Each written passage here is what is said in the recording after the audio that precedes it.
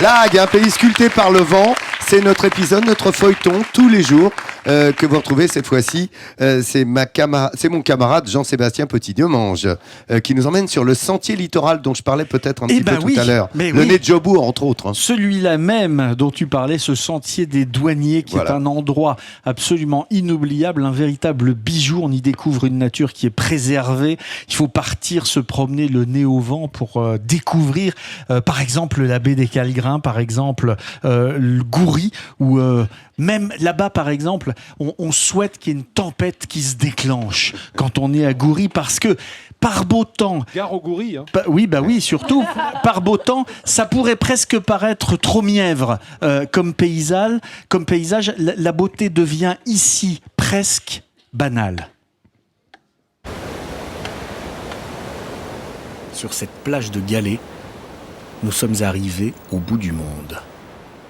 À la pointe nord-ouest du Cotentin, le cap de la Hague offre des paysages de cinéma et une rencontre avec la puissance des éléments.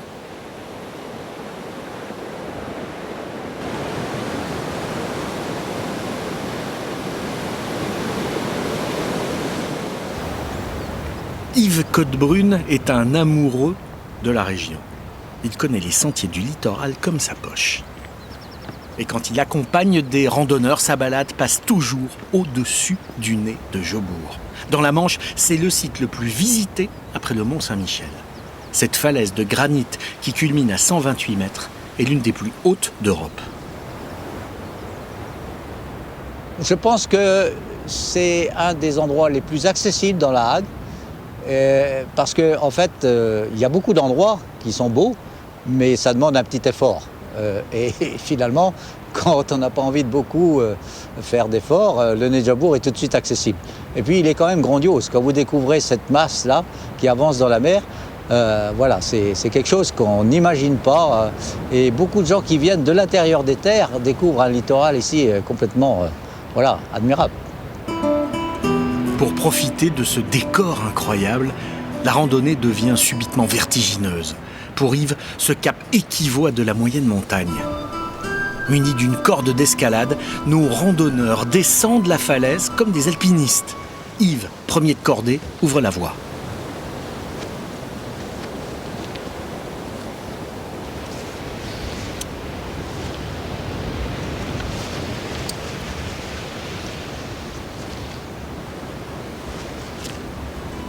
Et 10 mètres plus bas, le groupe fait face à une mer dont les vagues viennent heurter les rochers.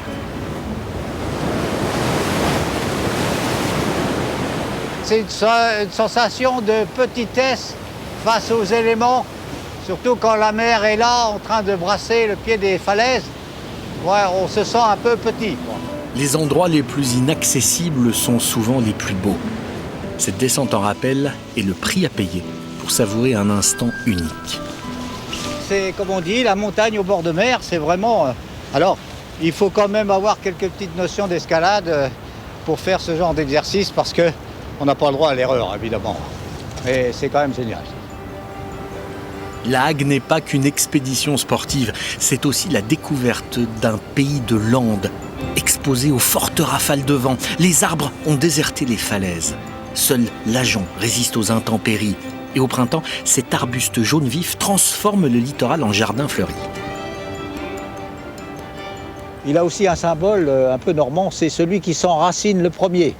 Vraiment, il a besoin de presque rien. C'est vraiment la plante symbolique du pays de la Hague et du Cotentin en général. En plus, cette fleur sent très bon. Ça sent un peu la noix de coco. La plupart des randonneurs l'ignorent. Mais au milieu de cette flore très colorée, on trouve aussi un potager sauvage. Le littoral réserve en effet bien des surprises.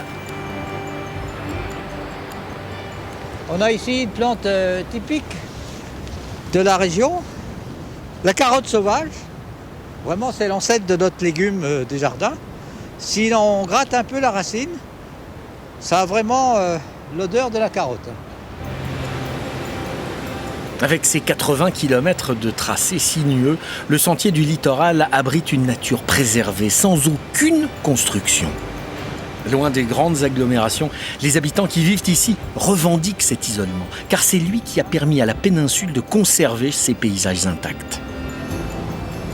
C'est très sauvage, c'est, disons, je ne vais pas dire c'est lunaire, mais C'est le but du monde. la Hague, c'est quand même une région à part. Seule notre région a des paysages aussi beaux. Oui. Moi, je trouve ça un peu chauvin. On est légèrement chauvin, mais c'est vrai que c'est magnifique.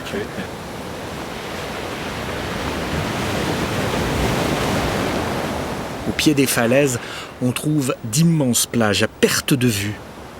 La baie des Calgrins est la plus connue du littoral. Ici, pas besoin d'escalader les rochers pour accéder à ce grandiose décor. L'endroit est accessible au public. Les endroits de plage alternent avec les falaises, très proches l'un de l'autre. C'est bien que ça fait une variété de paysages vraiment très particulière. C'est vraiment, voilà, parce qu'ici on est quand même sur la hauteur. Et ensuite c'est le Nedjobour. Et là on a tout de suite une plage de sable fin, vraiment très intéressant. Aujourd'hui, cette baie fait l'objet d'un vaste programme d'études archéologiques. Ce n'est pas qu'une plage sublime, c'est aussi un musée de la préhistoire à ciel ouvert. C'est pas les galets qui manquent ici, hein, sur la plage des Calgrins. Celui-là, c'est un silex. Ah, voilà, il y en a quelques rognons comme ça. Voilà, c'est la matière première de nos ancêtres, les hommes préhistoriques. Voilà, vraiment. Ça devient très, très tranchant. Et voilà, c'est le couteau primitif. Et en poursuivant la randonnée un peu plus au nord, jusqu'à Goury, on arrive au bout du monde. Planté dans les vagues, le phare de la Hague veille sur les marins. Il fut construit suite à de nombreux naufrages, car ici, la navigation est très difficile. Par grande marée, les courants sont parmi les plus forts du monde. Il faut y venir par tempête. Il y a beaucoup de gens qui viennent là parce que c'est un spectacle tellement les vagues sont hautes qu'on a l'impression d'être au-dessous du niveau de la mer quand on est sur les rochers ici. C'est vraiment un spectacle grandiose. Entre terre et mer, le cap de la Hague est ancré dans des paysages à couper le souffle. Que ce soit dans les baies ou au sommet des falaises, cette région offre des circuits d'excellence pour découvrir une côte sauvage qu'on appelle ici la Petite Irlande. Ce phare qu'on voit à la fin du reportage était tellement stratégique que les Allemands l'ont éteint quand ils sont arrivés en 1940. Et il est resté éteint jusqu'au 1er juillet 1944, justement pour que les Alliés ne puissent pas savoir où était ce fameux rat qui attrapait les bateaux. C'est un endroit totalement magnifique. La baie des Calgrins, d'ailleurs. Et Calgrin vient de écaler les grains, parce qu'il y avait des moulins à vent qui profitaient qui s'activaient le long du petit ruisseau qui arrive avec la force du vent. C'est un endroit véritablement d'une poésie hallucinante, d'une beauté somptueuse. Ça fait partie des formidables endroits qui, pour moi, sont parmi les plus beaux d'Europe. Ah bah voilà, bah ça c'est fait. Alors là, le professeur vous dit c'est les plus beaux d'Europe. Le maître du tourisme, de l'histoire, ça ne se rate pas les amis quand on viendra ici.